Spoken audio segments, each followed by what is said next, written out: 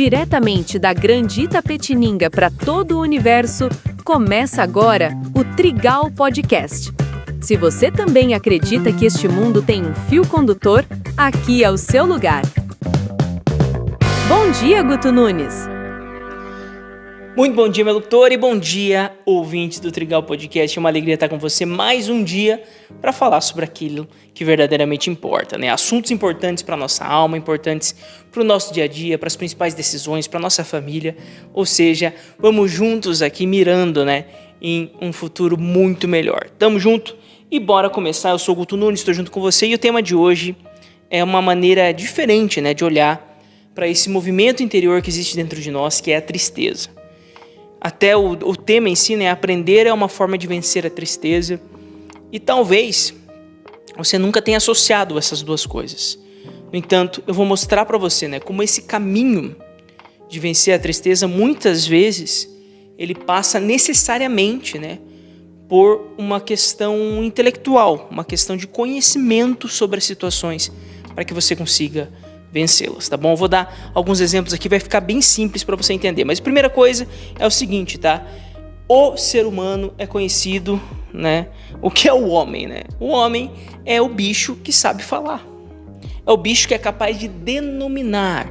É o bicho que é capaz de dar nome às coisas, tá? Entenda o quanto isso é diferente dos outros animais, né?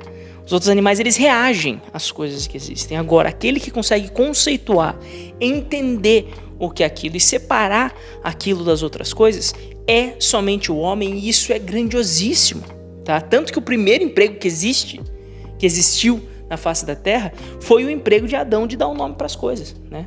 O primeiro trabalho que existiu era o trabalho de Adão, ou seja, de olhar para as coisas e dizer, então, o que elas eram, né? E isso é dar o nome. Então isso mostra uma capacidade humana, e tão somente humana, imprescindível, primal, base de tudo. E quando nós renunciamos a isso, ou quando nós não exercemos isso na nossa vida, muitas vezes a tristeza acaba tomando conta. E principalmente, né, quando nós estamos enfrentando episódios, né, momentos, épocas de uma tristeza maior, muitas vezes é justamente essa capacidade que nós temos de denominar as coisas que vai nos ajudar a sair ou a entender esse fenômeno que está tomando parte do nosso coração, tá bom? Então é muito importante tudo isso. Imagina só uma criança, né, que ela está começando a aprender o nome e o funcionamento das coisas, ou seja, uma criança que pequenininha, ela vai entendendo que, olha, uma porta se abre, uma porta se fecha, né? O quanto aquilo passa a ser mágico para aquela criança. Por quê? Porque quando nós nascemos, né, é como se tudo fosse um grande cenário, né? O mundo, a realidade, né, que um bebezinho, quando ele está olhando, ele não imagina o que as coisas são capazes de fazer. Pense bem, é porque é tão comum para nós imaginarmos que uma porta abre, né, que a gente não consegue nem mais conceber como é pensar que não saber que uma porta abre, né? Mas imagine que para uma criança aquilo é como se fosse um monte de imagens, de cenários que estão passando ali no fundo, tá? Que num princípio, né, até alguns meses ali, nem profundidade direito ela vê, né? Então, na verdade, é como se fosse um 2D na frente dela, mas com o tempo, com o desenvolvimento, vai tendo ali a profundidade, e com o tempo depois, essa criança ela vai entendendo como que funciona aquilo. E tanto que você pode ver, né, crianças ali por volta de 1 ano, mais ou menos, quando elas percebem que elas conseguem abrir e fechar alguma coisa, ela repete aquilo 50 vezes. Por quê? Porque aquilo, de certa forma, se tornou mais uma nuance daquele mundo. Ou seja, aquele mundo que era simplesmente um 2D, um chapadão ali, ela começa a entender, eu consigo operar nesse mundo, eu estou entendendo como que esse mundo funciona, né? Eu estou entendendo como que uma porta funciona, eu estou entendendo que uma pecinha, se eu pegar e fizer um certo movimento com o meu braço, essa pecinha é atirada e ela vai bater nos cantos, ou seja, o quão mágico isso é para uma criança, tá? Então essa é a maneira que nós vamos aprendendo a olhar para as coisas e denominá-las e, de certa forma, dominá-las, né? Eu sempre falo muito disso aqui para vocês, né? Acho que já repeti em alguns episódios, né? O ser humano, né? A grande aventura humana é conhecer novos territórios e dominá-los, né? Então, é grande parte disso também essa arte, então, de aprender como as coisas funcionam e ser capaz de denominá-las. Quer ver uma coisa que muita gente tem dúvida e talvez você tenha também? Mesa de som. Você já viu uma mesa de som grande? Tem aquelas muito pequenininhas que eu acho que nem dão tanto medo, né? Mas aquelas de show mesmo, que tem, sei lá, 500 botões, né?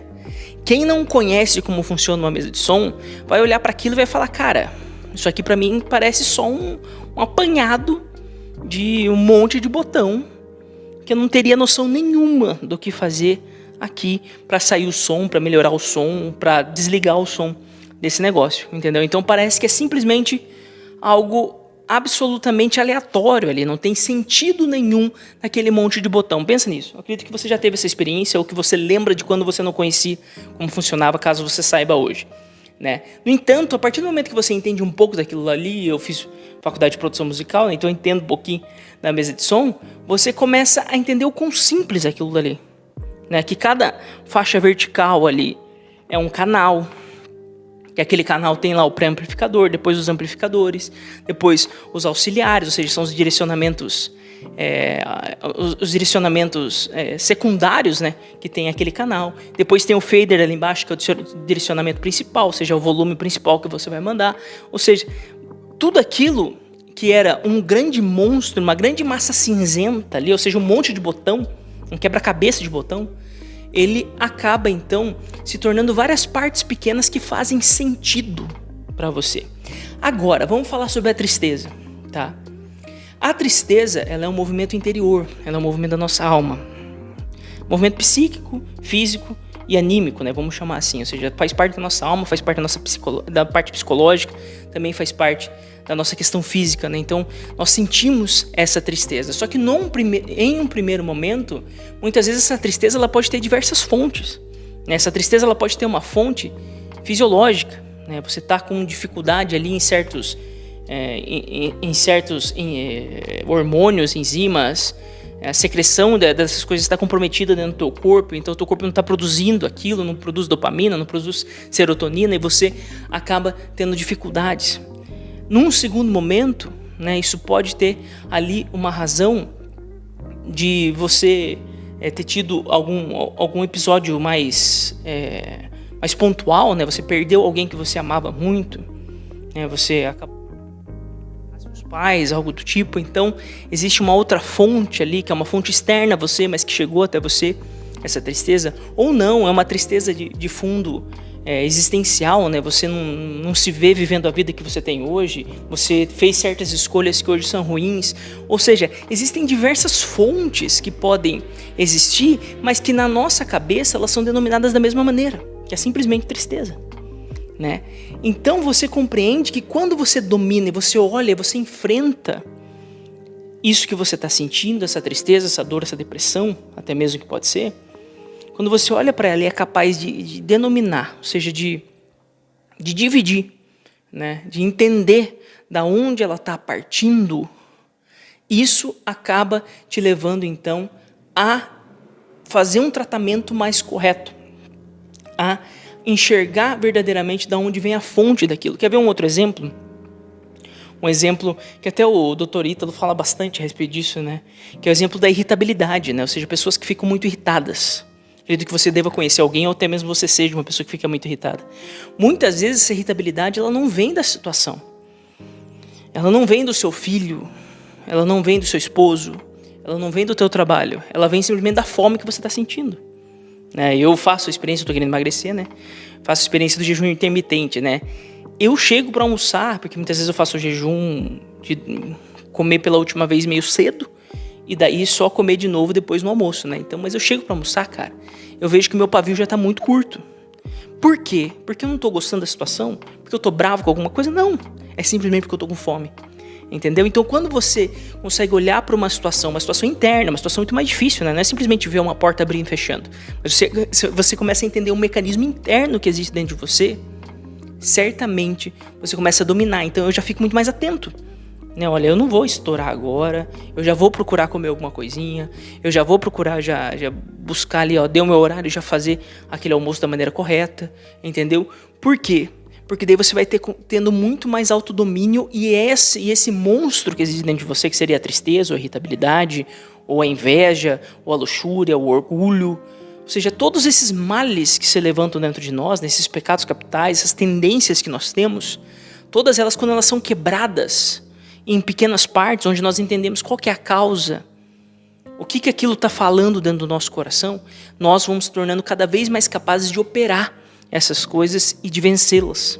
Então, muitas vezes, voltando aqui ao tema principal, né, que seria a tristeza, que eu estou trazendo para você, muitas vezes você simplesmente falar sobre isso, você delimitar os contornos, né, dessa tristeza dentro do teu coração, já te ajuda. Né, já te ajuda muito. Para isso que serve, né, alguns programas como o CVV, né, o Centro de Valorização da Vida, onde você liga e as pessoas têm ali as ferramentas para te ajudar a se aprofundar nisso. O atendimento psicológico, terapêutico mesmo, ou atendimento psiquiátrico, ou mesmo alguns programas que existem. Tem um programa que eu acho muito legal, chama Falar é Bom. É um programa que acontece nas escolas, né, onde se leva ali as crianças a falar daquilo que as amedronta, aquilo que as entristece. Porque muitas vezes quando você não fala, aquilo se torna então essa massa, né? Essa massa cinzenta, enorme. É como se fosse naqueles desenhos, acho que de Tom e Jerry, assim, que existe uma sombra, né? Ou seja, você está escondido, ouvindo um barulho e vendo uma sombra muito fantasmagórica, muito horripilante, entendeu? E no fim não era nada, era simplesmente um ratinho que estava vindo na sua direção. Só que você vê aquela sombra muito grande, por quê? Porque você não está enxergando ainda aquilo. Você não é capaz de denominar ainda aquilo.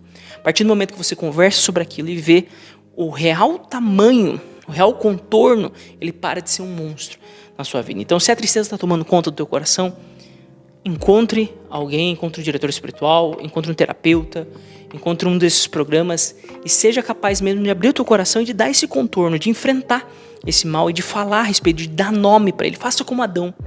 Aponte e dê nome. Diga o que aquilo é verdadeiramente, porque eu tenho certeza que com a ajuda necessária e com o auxílio de Deus, eu tenho certeza que você vai passar por cima disso, tá bom? Esse é o episódio de hoje. Fiquem com Deus. Amanhã tem mais.